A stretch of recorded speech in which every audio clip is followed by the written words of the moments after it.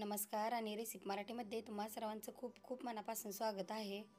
आज आपण गावाकडच्या पद्धतीने मटणाचं कालवण बनवूया, तर आजचा व्हिडिओ जरा स्किप न करता बघा। चला तर आपण रेसिपीला सुरुवात करूया।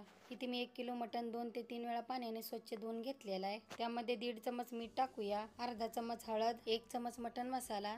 आता आपण हे मिक्स करूया। तुम्ही हवं तर यामध्ये आलं लसणाची पेस्ट पण टाकू शकता। मटण व्यवस्थित मिक्स करून झाले।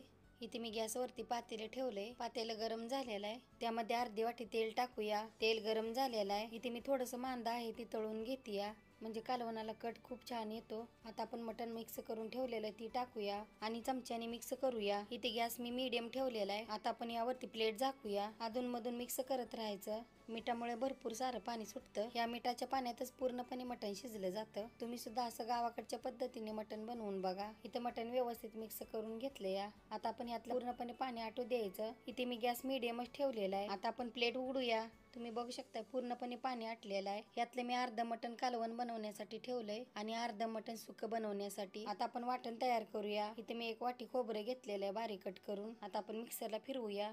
त्याच मिक्सर जार मध्ये 8 ते 10 पाकळ्या लसणाच्या, थोडं आलं बारीक कट करून घेतलं या आणि थोडीशी कोथिंबीर।